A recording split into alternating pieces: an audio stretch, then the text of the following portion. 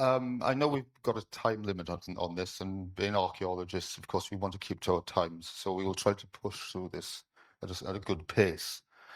But there's quite a lot to say. To be fair, it's quite complex what we're going to go through, I think, but hopefully interesting. So Jennifer and myself are Trysor. We, just as by way of introduction, if you don't know us, we set up Trysor. It's just us two. 21 years ago, I think, isn't it? We've had our 21st.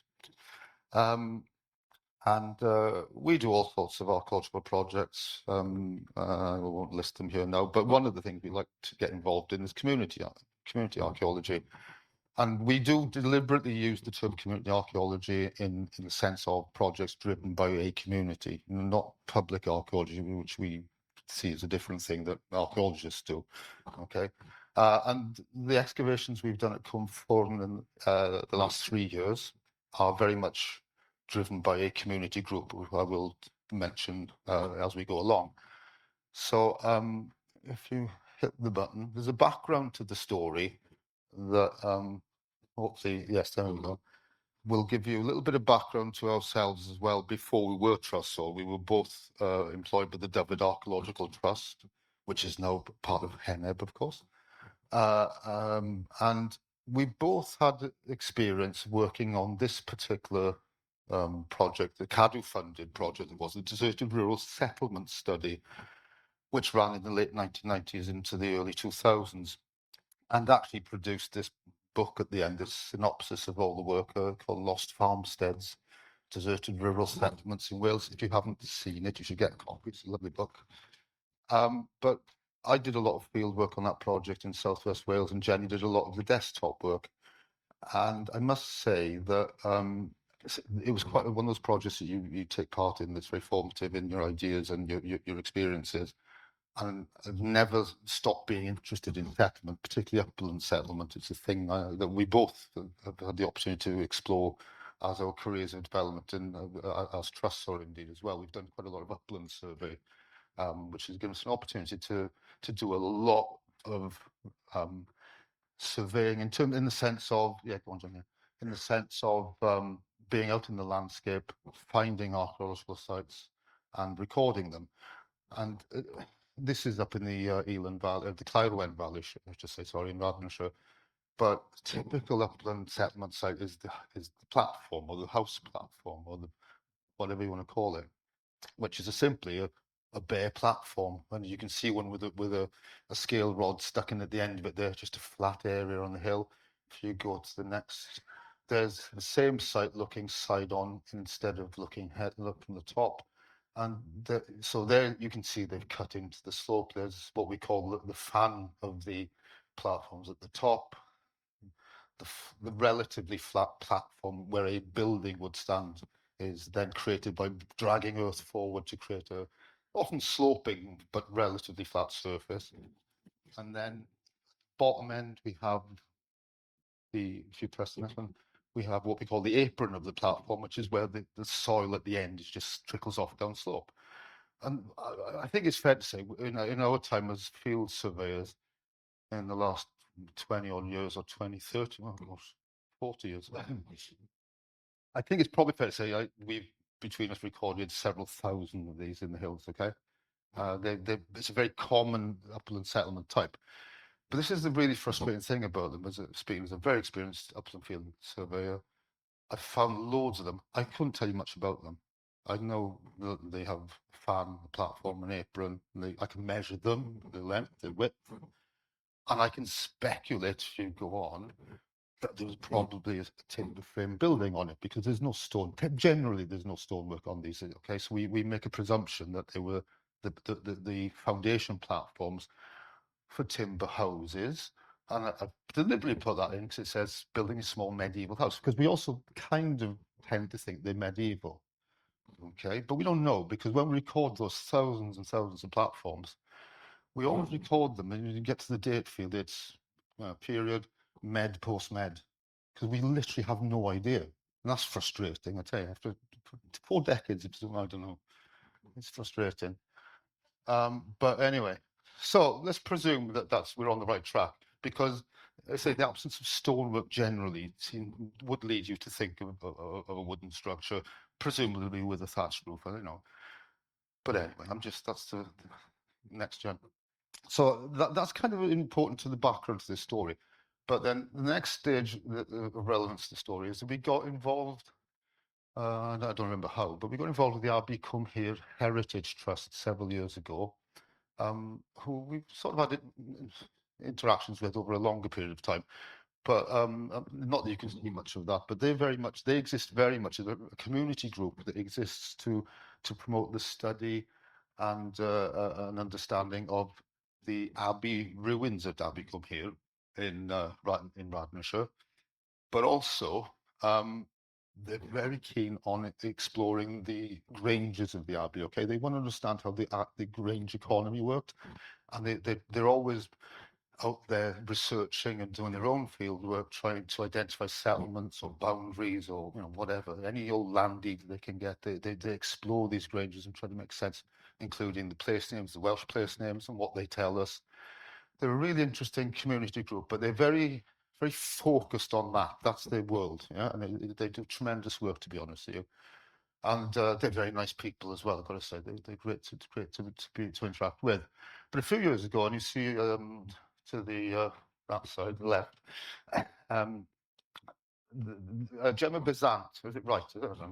I'm looking back to front. Uh, Gemma Bezant, now Gemma Sinclair, I think, isn't she? She did a little bit of excavation on it's an agricultural building, I think it's fair to say, on the Abbey Cwmffwrn estate lands. And they really got an appetite for excavation, to be fair, didn't they? They really, them as a group, they got well into it, and they wanted to do more. I think it was that post-COVID, Jen? I can't remember now. It's a few years back, anyway. So if you go on the next slide, Jen. So we got involved with them, and that particular site was in a valley just sort of northwest of the Abbey, but on lands on the home grange of the Abbey itself. Now, in that valley, there's a farm called, modern farm called Cwmffwrn, where they fixed on some more settlement sites of varying periods, and they wanted to develop a program of excavation and study of these, because again, it's an important element potentially in the history of the home range of the Abbey, okay, so that you can understand their level of interest. So they, if I remember, I got the right track. Oh, there we go. Yes, I can show you where we are now. I should have probably done this earlier. There's the Mid Wales at the very top, and there's the excavation we're going to talk about in the middle of that map. There, you're none the wiser, are you? It's in that part of Mid Wales that you really only go to if you live there, right? Or you're digging. But it's a very remote rural valley. We would call it an upland site. I can't remember what the altitude is up to my head. So it's over 250 meters for certain. But it's a very secluded. We'll get some photographs as we go along. But the Abbey itself would be sort of just down off the bottom corner here somewhere. That's the Cwmffwrn sort of valley. The stream goes up, and so Cwmffwrn farm is at the top of the head of the valley, really. But the river flows all the way to see here now. There's Abbey Cwmffwrn just there. And if you press this button, I think it'll show you where. There you go. There's Cwmffwrn farm, which is nicely shown on the 1833 Ordnance Survey map. Fair play. Not that you can see much, but it's there. There's definitely a settlement there at that time. And I want to just go a little bit over the history of Cwmffwrn, because it's interesting and it relates to the excavation. So I'll try to do it quite quickly because I can get bogged down in this. If you go on. So if we look at 1817, the earliest Ordnance Survey map, you can see it in the middle. Again, if you hit the button, I think it'll circle it. But you can see Cwmffwrn marked there. And there is definitely a building there. Okay, that's all it shows. It's not very accurate, I'm sure. But there's a building with an enclosure. And if you flip onto the tithe, yeah, sort of an 1837 sale map. It's a bit of a mess, frankly. But if you hit the next button, you can see there's a building there. And another one, and there's probably a building there. It's a bit of a mess. It says 2379 above it, and then there's a little jumble of it, patch of ink, basically. Someone's made a mistake. So again, so we know in that first part of the 19th century, there's definitely a farmstead at Cwmffwrn, and its lands are actually coloured in on the sale map. All part of the Abbey Cwmffwrn estate, of course, not the monastic estate, but the the private estate, as it were, back in the day. So we go on a few years to 1842, and we get the tithe map. It was a slightly better version, and now because they back to Welsh places names, isn't it? Cwmffwrn becomes Cwmffwrn, which by today locally they try to make it say it the Welsh way. They call it Cwmffwrn because they don't understand it's Cwmffwrn originally, but we've tried to correct that. Very clearly, this map shows two buildings, right? And this is significant. Go on, Jen, next.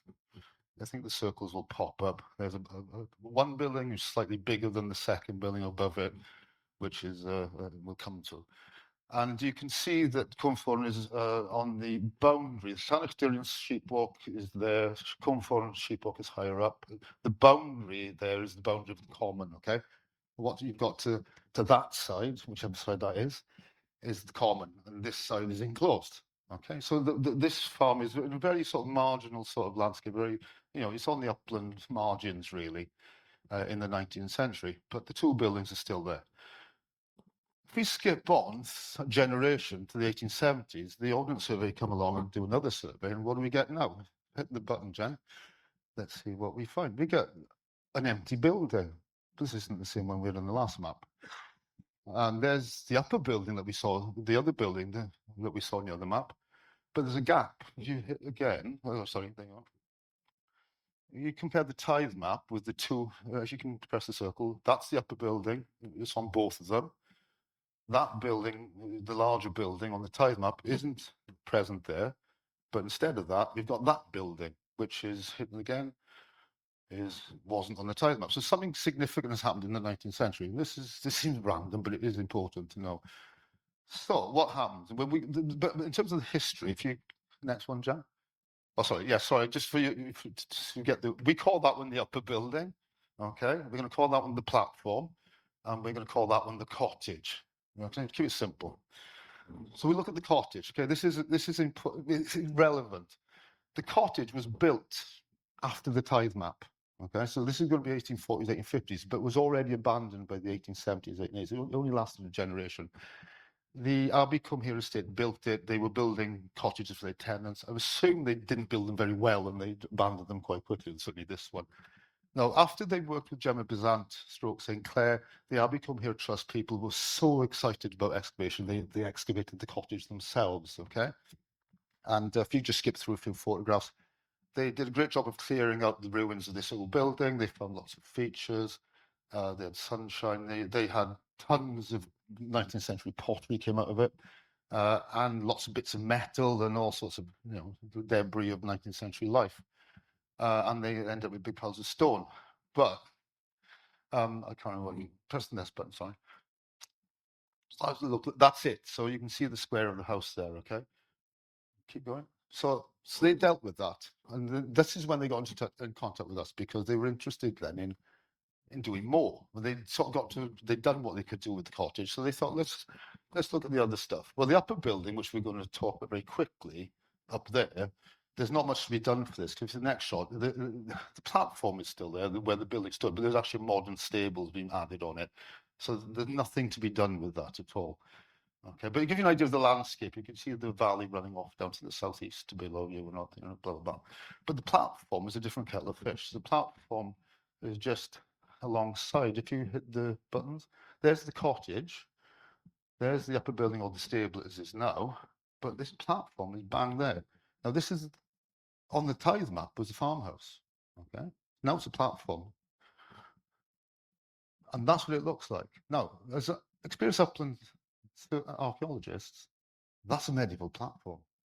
That's a good one. It's a nice one. It's got all the attributes of being a medieval house site. But it was a farmhouse in the 1840s, apparently. So the farmer, the landowners are fabulously interested in it, and members of the trust, I think, they'd had a little sort of circle around themselves, and they'd found lots of 19th century pottery and stone and stuff. But they were quite interested in, well, we need to excavate this properly. And we went to see it this day, and we said, this is a medieval house platform. This is before we'd looked at the maps, to be honest with you. So that's amazing. We should be excavating this. This looks fantastic. This is a one-off opportunity to actually study a medieval house platform properly, and in a controlled environment with a friendly landowner, and endless amount of time available to do it. So you carry on. So that's the platform. So 2023, Jenny's going to take over, because this is when Jenny kicks in. I don't know anything about this.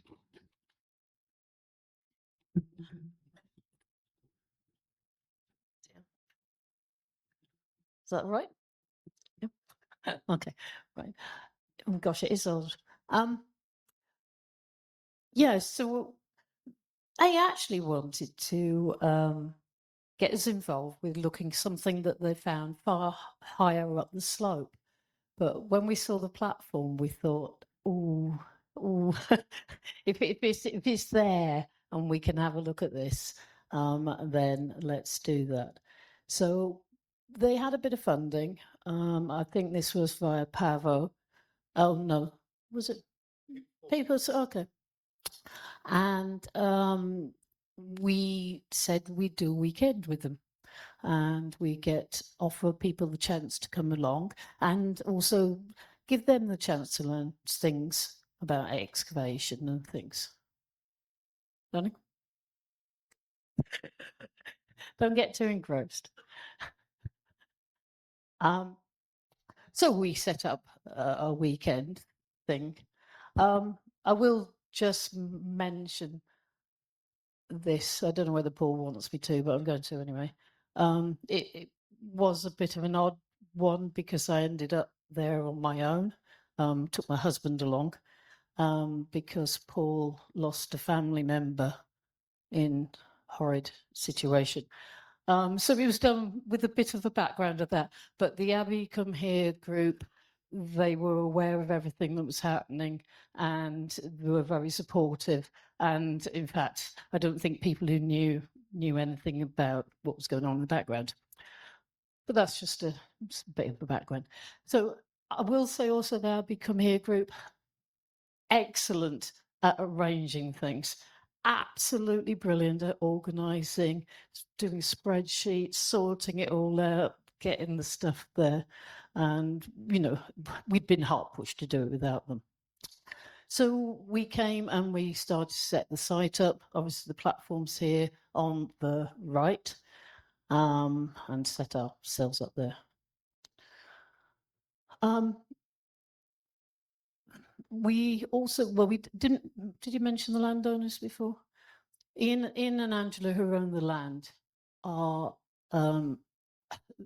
they're bowled over by this stuff and by what the group's been doing themselves, and also by an excavation on their land, and want to get in there generally and whatever.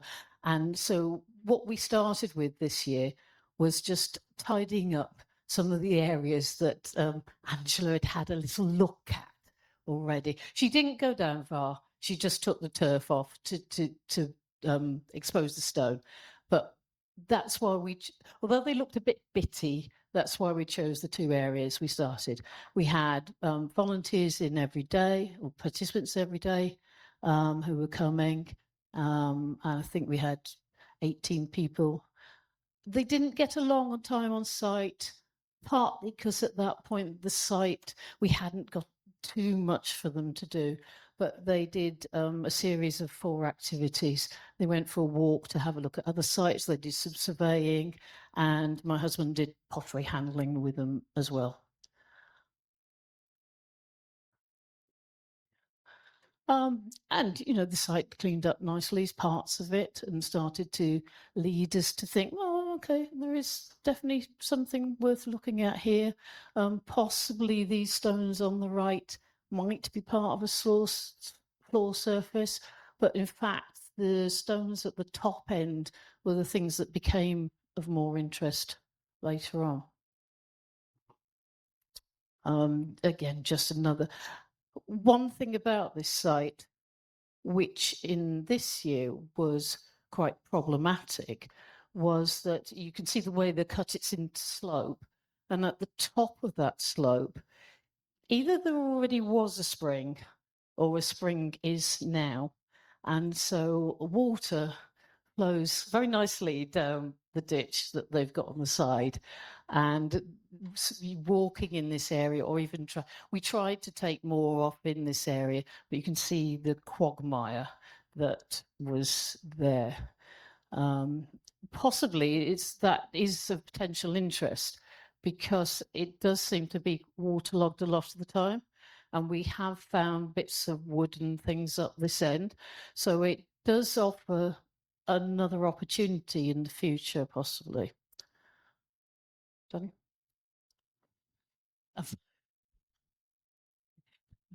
And this is a second bit of the area in the middle of the flat part of the platform.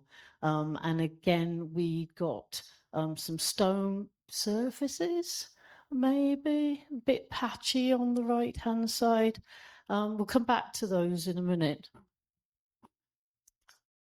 And we recorded what we got. We only did 2 days on site. We did a day set up, 2 days on a weekend, and a day afterwards. But it got the group really interested in finding out more. There was obviously potential there, so we came back. These are just some of the finds from that excavation. Not a lot, mostly 19th century, possibly even 20th century. 20th century is a bit odd. 19th century you could tie to the other cottage, and they were dumping their stuff. But we know that the cottage disappeared in the later 19th century, and the current farmhouse at Cwmffwrn was built 15 years ago. So where the more modern looking stuff may have come from, we're not quite sure. There isn't anybody close by. It's fair to say, especially now. So we did that. The group wanted to do more. So we said, right, we'll come back and we'll extend it a bit more. We'll do a weekend where the public can participate, and we'll do a day either side where the group could actually be the people on site and getting involved. Because, you know, we wanted very much to build up their skill base, to understand what needs doing, how to do it, etc. We put the site to bed with tarpaulins over it, but this is what it looked like when we came to it in the spring. And the group and Angela, the landowner, got the strimmers out to take it all down. But you can see very much where these rushes are, that's the wet area, so the top end and down the ditch down the side. And then by some miracle, it looked like this. We've opened up more areas. We didn't want to open up the whole area at that point. We wanted to get a section down the site, and we also didn't have the numbers of people to open up everything. But that's looking down at the top platform, or the upper platform, and the lower platform, which we haven't mentioned yet. And many thanks to Julian Reves for the drone photograph. Here we see people working on site. Those stones in the middle are the possible flooring that we saw earlier. And again, just the general setup of what we were doing. People had a chance to get involved with other things.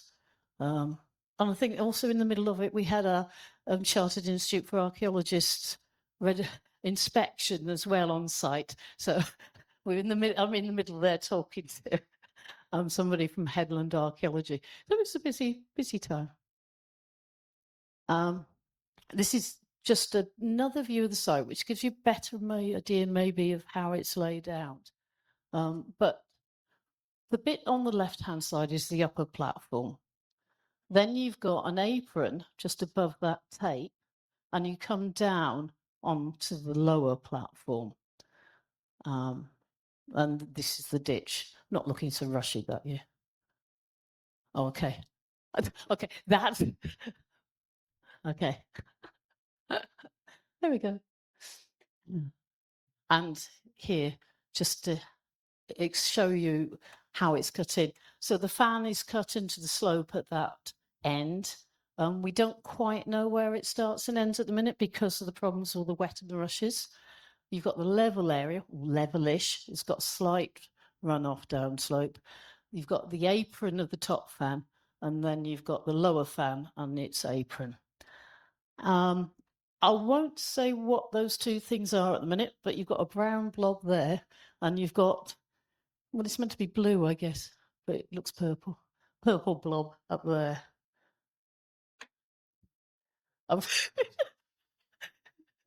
Okay. Right.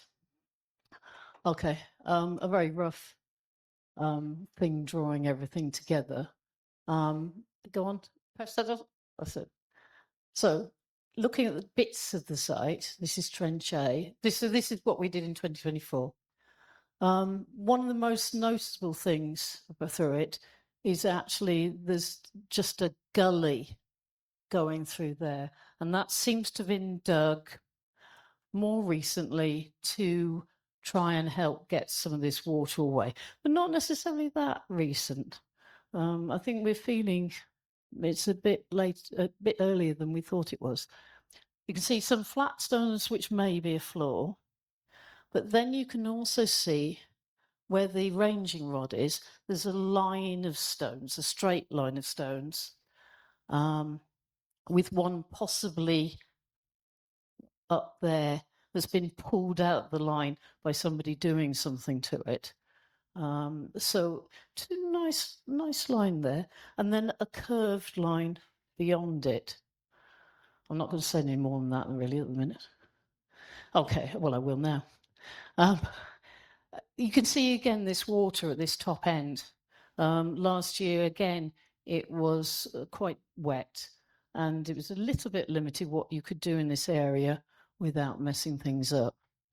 But the particular things, there's the gully. This arch along the arc is what I'm trying to say, along the bottom, is actually a stone-lined drain. And there were stones in the middle bit there, but we lifted those. And it's a very simple little drain. It's basically stones stuck in a V, flat stone on top, but it still would take water. So that's quite nice. It curls around there. We've got a small post hole. Another possible post hole. That stone there that's on top, we think has been pulled out of this line of stones by the ranging rod, because there's a gap just to the bottom side of the circle where it fit in. That's the straight line coming through. This is just a picture of the drain. When we started to take some of the capstones off just to have a look at it. You can see it was a bit wet then, really. But here you can see at the bottom how the stones just dip in. So the area of this drain that water would have to go through is quite small. You know, it's not a very substantial thing, but they obviously needed to find some way to just divert water around off this thing. Next one. So this is Trench B. Yes. And this is where we've got these two parts of flat stones. There we can see one of them better. Have you do your arrow? That's it, right. One of the things we didn't pick up in the first year was, we're busy sat there telling the group and the participants, all about stratigraphy. So the lowest is the oldest, and the one at the top is the youngest. Yeah, except it's not here. Because that we couldn't work out why these stones were raised so much, but that one stone in particular showed the answer, is that there'd been bracken growing on here. The bracken roots had gone underneath it and decayed. They created a layer. It has got some roots still in it, but by and large it's a soily layer. So you just think, oh yeah. But that is actually then the most recent thing, and it's gone underneath the stones and lifted them up, complicating it a little bit. We've got this area which we've looked at further and isn't just a pile of flat stones. It's actually stones that are tilting into something. These ones at the bottom, you can't see it quite so well, but they actually are tilting and suggesting that actually we've got a pit or a post hole under there that the stones are falling into. So it's not just a flat surface. um, and I don't know how well you can see them, but where the arrow's pointing there, you've got the flat stones on the other side, and you've got this basically upright stones. Is there a picture next? All right, okay. We're also wondering about these stones here. They're very rough. You could easily just pick them up; they disappear. Okay, I'll go speed up. But we're wondering whether they might be post pads. They might be somewhere where either not necessarily a post pad. It could just be supporting a beam that has something coming onto it. There you can see in the middle that vertical line above the ranging rods. Those are stones set straight on their edges. They're not burnt. The area around them isn't burnt. So they don't seem to be a hearth, which might be your first thought, that there was an edge for a hearth or something like that. So we're not quite certain what those are. We're also wondering, around the top of those stones, there's a bit of an arc. Everybody sees it and says, oh, look, there's an arc there. And we're wondering whether we've got a different sort of drain around the top of there. We might not have, but it's something that we're interested in looking at. Go on. So this is Trench C, so this is what we did in 2024 in particular, and we exposed more detail. In this area in particular, there's a stone spread, but not just a stone spread. Some parts of it have got burnt material in it, burnt soil, bit of burnt stone, but also they've got lumps of clay. These are lumps of clay that are not like the clay that the platform's built of. They're quite a grey, clean, smooth clay. And we'll come to that in a second. Where we've got this sill beam slot, in this one you can't see it as well. We'll come to another photo in a second where you can see it better, that it's coming through the area there. And here we seem to have a later pit that's cut into the lower platform and truncated it a bit. And that's our significant spot.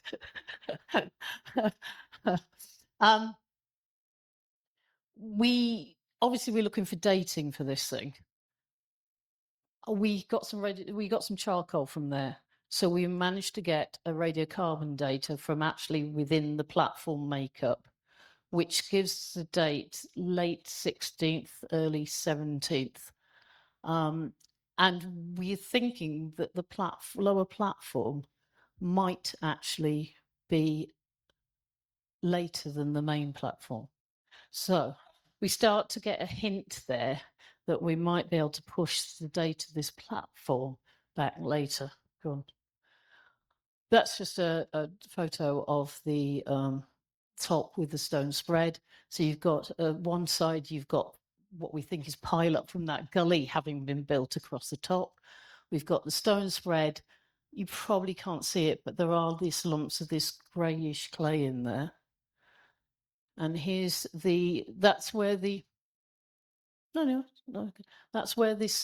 what we're thinking was a timber slot at the bottom end of the upper platform.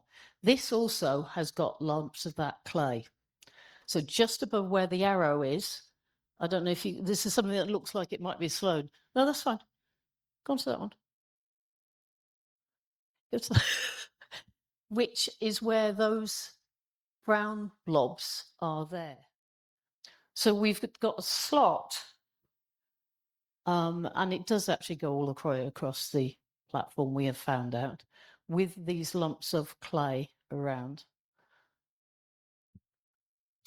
I'm jumping around a little bit. We also had more pottery, but we also had that bottom piece of pottery in the bottom left there, which is that in close up.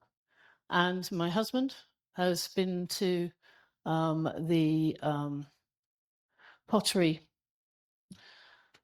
handling collection type thing at Henneb and has compared it. And the thing that he says it most closely compares to is a siltstone tempered ware that dates the 13th century. So, at that point, we were very pleased with ourselves. So, 2025, we decided to go back. The group really wanted to and wanted us to be involved. We did it in a slightly different way. They didn't get funding. They weren't in a position to go and apply for things. They had things going on in their life. So we got funding in a different model.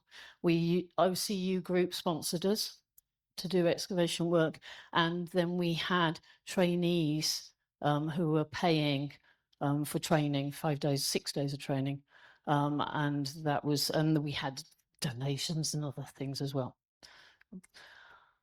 Before we even started in April, we went to have a look at the site, and we were walking around, and there were some molehills on the bit where the tent is when we've been doing stuff, and picked this up. And again, my husband has taken it and compared it to the pottery handling collection thing, and he believes this is Rutland ware, which again comes to 13th century or so. This was just lying on the ground. Anyway, so we had that in the bag. So we've got a radiocarbon date and some pottery. So we started on the hottest weekend of the summer. Yeah. And with participants who just came for a day. And they did various things, taking off the turf, etc. It was very hot that day. Well, both the days of the weekend, they did really well. We had a gazebo, we had a little fan to keep everybody cool, but we got there. Gone. As you can see, we kept moving it so they were covered up. Gone. And they got certificates for what they were doing the day. And then for the rest of the week, we had 5 trainees with us for the week. They're the ones in orange. And we took them through a variety of things, trying to get them the basic skills. They had a mix of reasons for being there, a little bit of a mix of knowledge base. Some of them had actually done stuff before. And we mixed that with inviting other things, people to come in to do things. This was Vic Pardo was coming with his handling collection. He does experimental archaeology and replicas and things. So they did that. And we got to work on the site. So they got to do a bit of everything. They got to plan. And this is what it looked like after we'd taken the turf off and finished. So we could start to open up areas that we hadn't seen before. So, this is where that timber slot is. And you can see that's the little brown dots that was on the section of the platform. You can see there's actually a dark line going through, and that is indeed where there is a slot. This is just at the top end. We extended further into the wet patch because it was dry, hot and dry.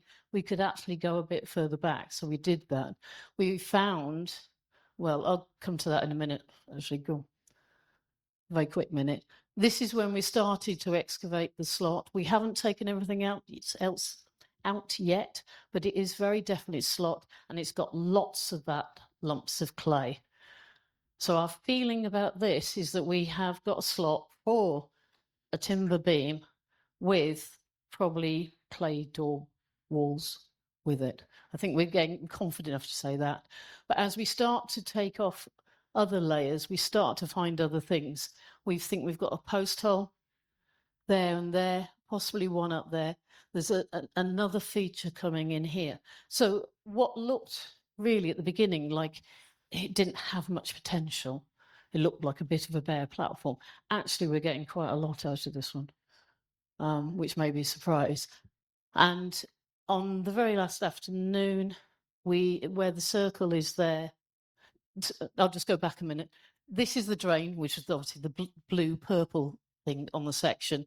And you can see now it's a bit drier. You can see how the stones are tilting in. Where the circle was, we found these, which again, my husband believes to be this siltstone tempered ware. What's the next slide? Oh, okay. And then after the last day, when we were tidying up, the owners had a hectic summer, so they hadn't been able to cut down their site. So we let them come down and lift some of the stones that were to the other side, these down here, where we could see lines. And we've actually got intersecting drains that come down to that arc of a drain. So they've put quite a system in here. But because Angela would just have loved to visit with all week, so that was really nice we could do that with them. And we put the site to bed for the moment. We are planning to go back next year. The group are very keen, and we hope to do 2 weeks, and hopefully we can maybe crack it and answer all the things. Do you want me to just finish? You can do it 2 minutes. Quick. He can do 2 minutes.